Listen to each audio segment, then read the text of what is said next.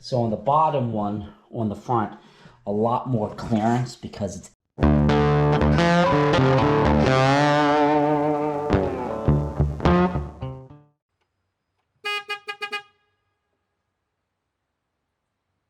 Hey, it's Jason. It's a cold Sunday morning, and I decided today's the day we're gonna move the Peloton Tread from the house to the new gym studio that we built in a room in the garage. I advertised looking for somebody to help me move it. No luck. So I devised a plan that's going to include dollies, ratchet straps, disassembling a little bit of the tread to hopefully move it with just myself and my wife. I might have trouble here with the furniture dolly, but I have a plan to pull it if I need to. So the purpose of this video is to show you pretty in depth what you need to undo and loosen, because it's not going to fit out of a regular size door. So let's go ahead and hop in and I'll show you what I'm going to do. So this is the hallway that we're going to have to come through to get out the door. The width is showing 37 inches if you wanted to try to move it without disassembling it, but most residential doors are not going to be that accommodating unless your home is new and maybe it was built with more ADA compliance. So this is the tread. This is the big tread, not the little one. So this is a bigger, beefier, giant screen. So the first thing I always do is I just lift it when it's powered up, and then I can pull it away from the wall. So we go to maximum incline, these wheels go down, and then we can pull it from the wall, because we had it really close to the wall, which would have prohibited me from getting to the screen. You're gonna see the weight of this. You can't just push it on mats. It's gonna buckle them. So that's gonna be an interesting challenge in the new gym. I'm gonna have to put plywood down when I try to roll it in there, because I don't want the mats to do that. These are heavy duty gym mats. So once you have it lifted, power the unit down with the power switch underneath, unplug the power, and I would just wait maybe 45 seconds, 60 seconds, just to make sure everything is good. And then this black panel on the back, let me show it to you. This little guy was just like that, okay? Take your fingers and just pop it out. And when you pop it out, you're gonna see it's just these little metal clips that are in here that basically hold it in, okay? So, you know, you're probably gonna hear those make a little bit of a noise, but those clips just grab it. This one came out when I did it, but it's only 4, so just don't pull it down, don't pull it up, pull it straight out. Pop it straight in, pop it straight out. And that's gonna give you access to the back of the tread panel. Now, when you pull it out, if one of the metal things come out, that's ultimately what it looks like here. You're just gonna wanna pull it off the back tab and then insert it back in. And inserting it back in is fairly easy. You just literally take it and hold it there. I'm trying to do this while I'm holding the camera, but I'm gonna have to squeeze it down with the needle nose pliers a little bit. And then when I do that, it would just kind of go right back in. So I'm squeezing it down and I'm just putting it in there like so.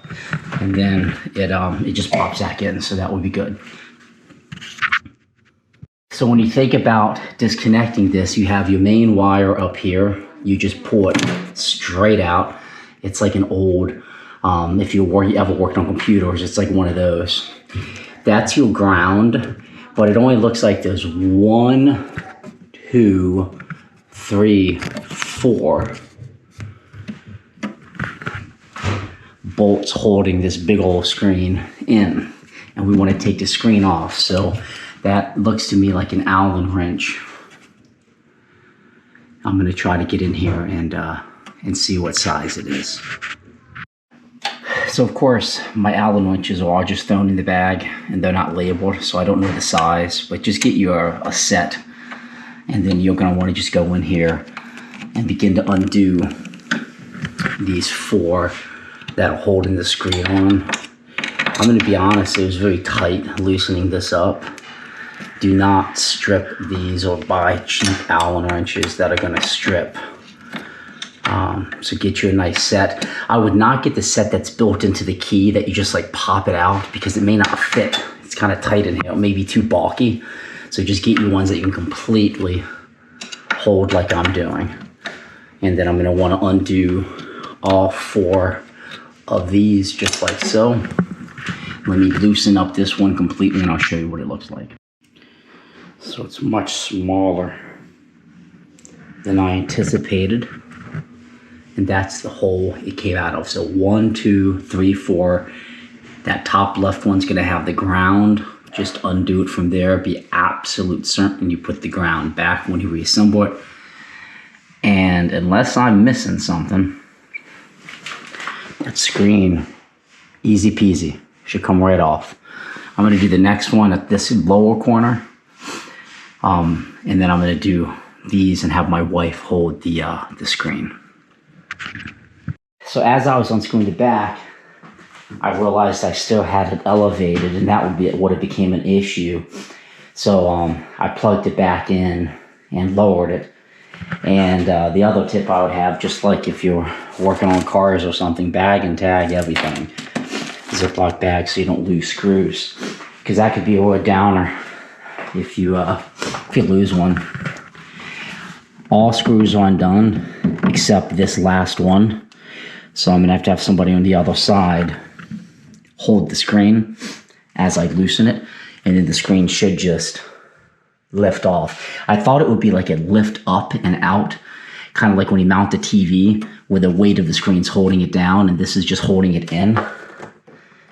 But I won't know until I unscrew it. If that's the case, one person can do it, but let's just wait and see. So it's like what I was expecting. The screen sits on, like if you're mounting a wall TV, you hook it to a bracket. It's the same mechanism. So those screws are only to keep it from being lifted up and off. It is completely unscrewed at this point, and I'm gonna be able to lift it up and off. So I just lifted it off. These are the little things I'm talking about. It hooks in to these little brackets. So you just kind of lift it up and pull it out, and you get your screen off. So that is the screen completely removed. Walk the crazy Elvis there. So the next stop is the arms. Getting those removed. Okay, so what I believe here is, I'm told the arms are attached with 4 bolts. And this fabric, it just kind of fits. I already have that pre-popped. This fabric just fits in here, and it just literally just kind of pulls out. There's nothing that holds it. And then this plastic thing is the same pins that you would have had on the back of the monitor plastic. So it just pulls straight out. So the same way that we pulled the other one out. So I pulled the top out. They just pop into those plastic things. But if you look here, this bottom one, I'm going to try to get some better light in here. Hang on. Maybe no light's better. It looks like a screw is going through the pin and the plastic. So these have holes where it looks like, I guess, a screw can go through. So instead of completely removing that lower one, I'm just going to keep it in there. Because what I'm going to go for is 1, 2, 1, 2 underneath. But that is some big old Allen wrenches needed to get in there, which is expected. So those 1, 2, 3, 4. And it looks like it's on a metal lift down here as well. So the weight of it probably holds it down. I'm going to loosen these up and begin to kind of understand how the arms would drop to get a better sense of it. So given the size of these, I'm not going to even try to use a regular Allen wrench. So these are 8mm. So I'm going to use a socket wrench with an HW8 bit. So this is 8mm. This is the same as an Allen wrench. It's just going to allow me to put it in and get better leverage. Buy a pack like this. I think it's 30 bucks is what I paid. I use these a lot on Land Rovers. That's why I happen to have them. But it goes from size 3 up to size 10, I believe. So 3mm. And that's the biggest one on the end. Your 10mm. And these are 4 8mm. And they're probably going to be in there pretty tight. And, you know, if you have a torque wrench, you'll probably want to only torque them back so many pounds of pressure, because the worst thing you could do is over torque them when you put it back and strip it. Socket wrench, 8mm. Put it in,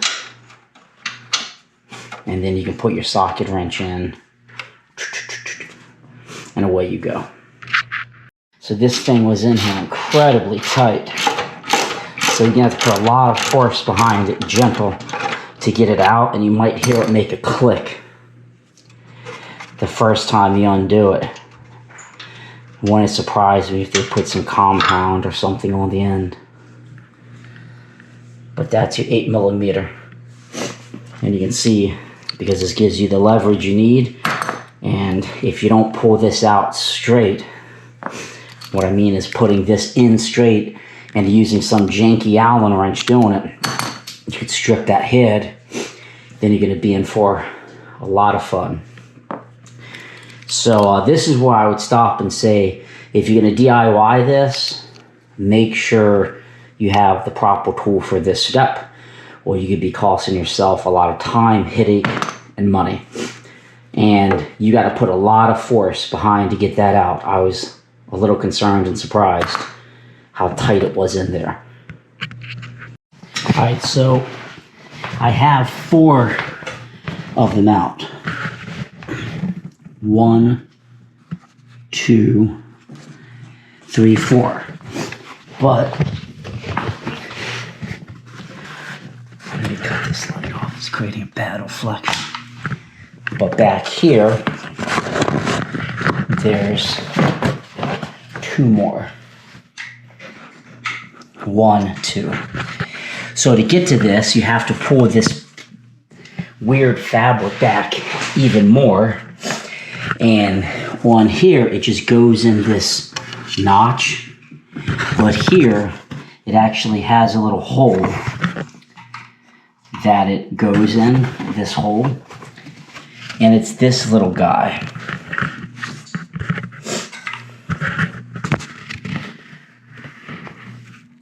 So it's just like, you know, a little cheap plastic tab that you squeeze in and then push it down in the hole, and it holds it. So that's important. It's kind of dark in here, so it's hard to show. Because when you put it back in, it's going to go right back in that hole and push down and pop in to hold it. So you don't want to break the tab, but it's cheap plastic. So you have to use, I use needle nose pliers to get in there, compress it, and pop it up. So then that allows me to fold this back so I can get to these 2. I do not want to have to redo this one or pull this one out if possible.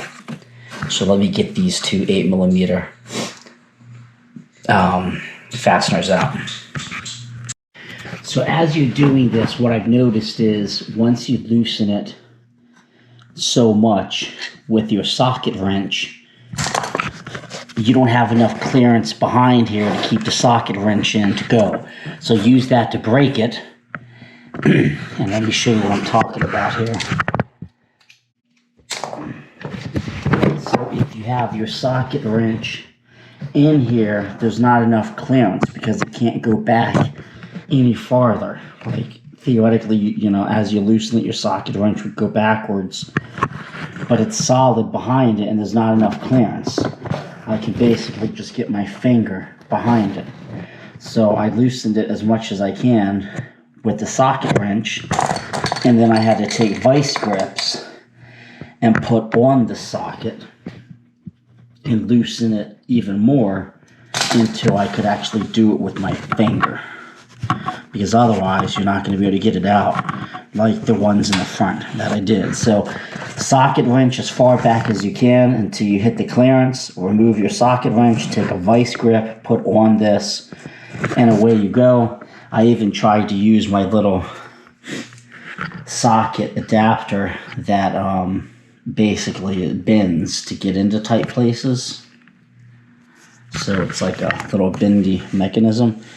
But even that was too big to get in there. I noticed these are not nearly as tight as the front ones. It's like they put Loctite or something on the front ones. These were pretty loose.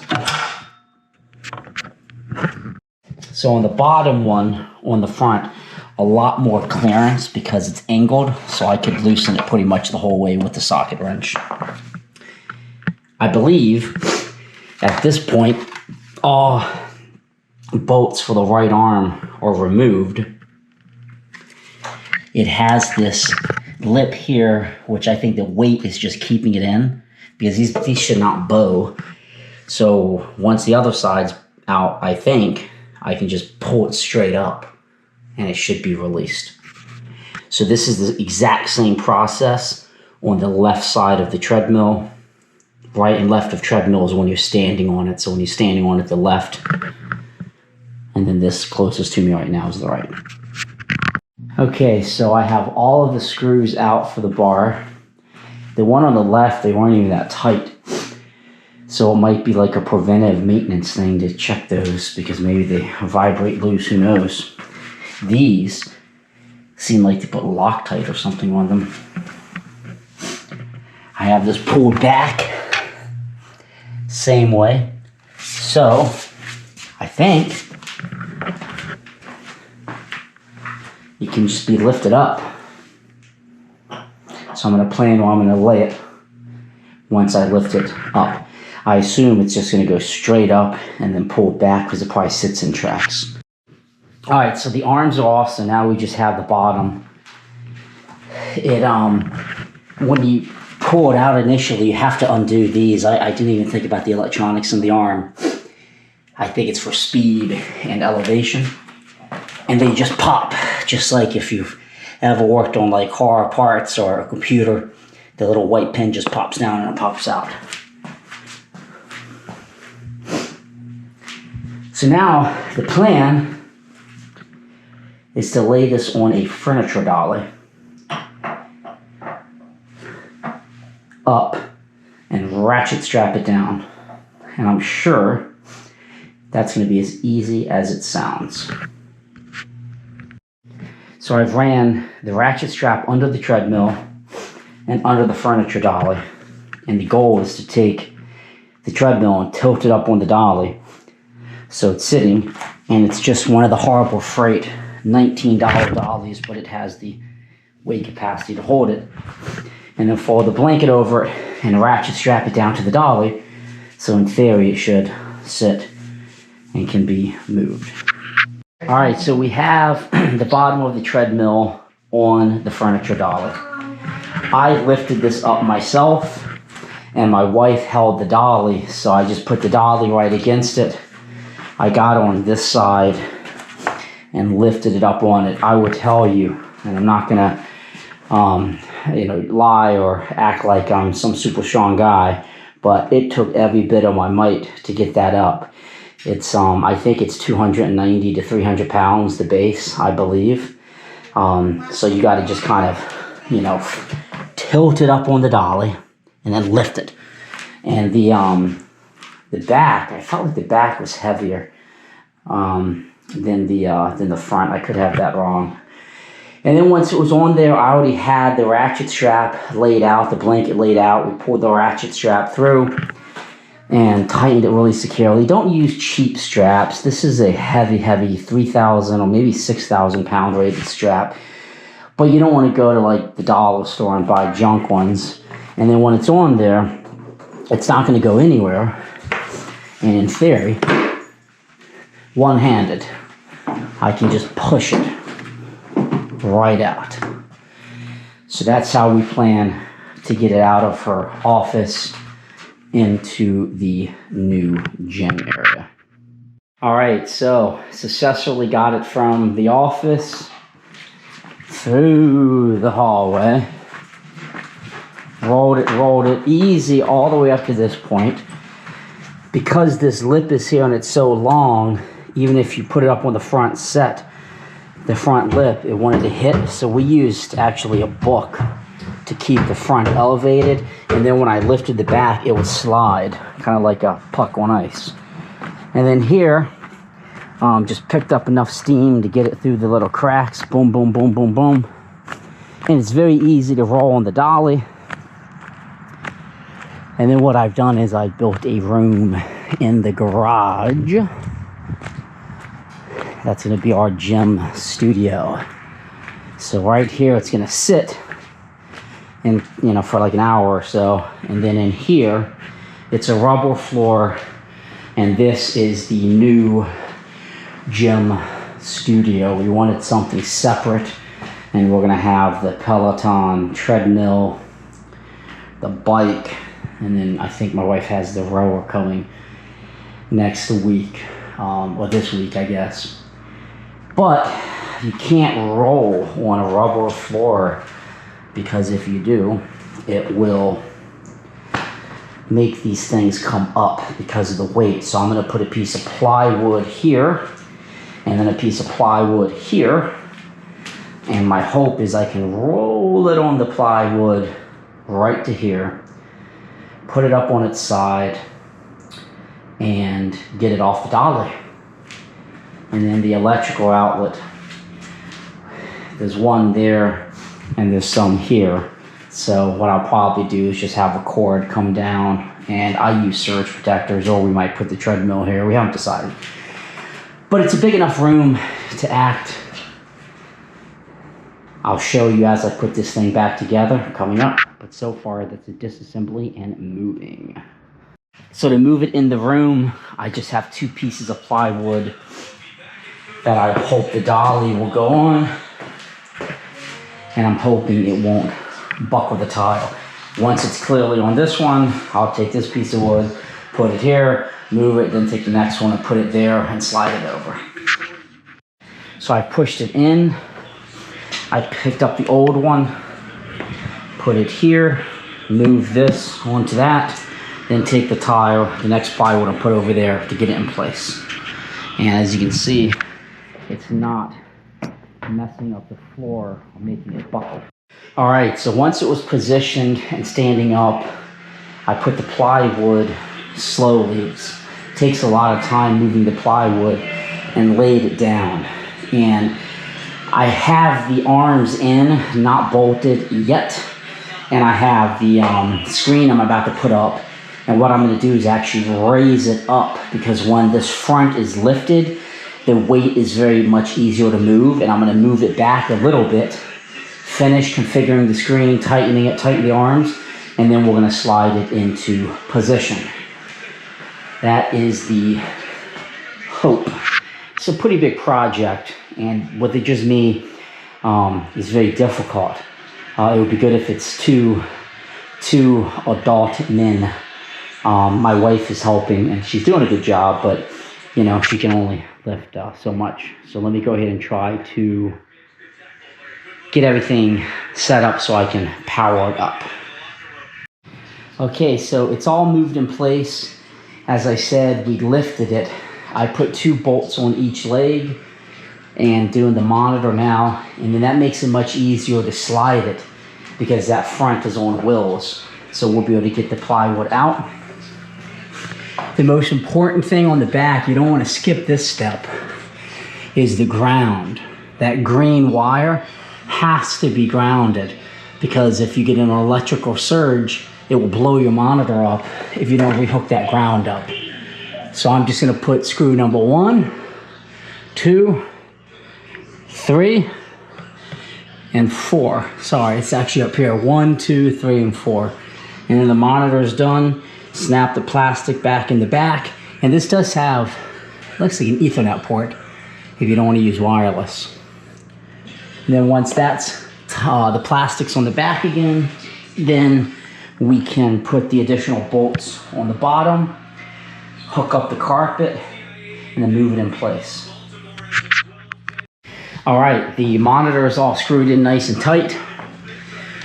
I put the back on it. It just clips in, and then we tested it, you know, to make sure it can do its panning and tilting and all of that jazz. Okay. So then I just got to put in the other 4 bolts, the 8 millimeters on this side and that side, tuck all that cable back in, and then move it into the final location. So that's ultimately the process of moving the Peloton Tread. If you asked if I would do it again, the answer is probably no. But it's a lot of work. If there was like 3 people helping move it, it would probably be a little easier. But it's done. There's no damage to anything. I hope you found this video helpful. Be sure to subscribe to my YouTube channel. Have a great day.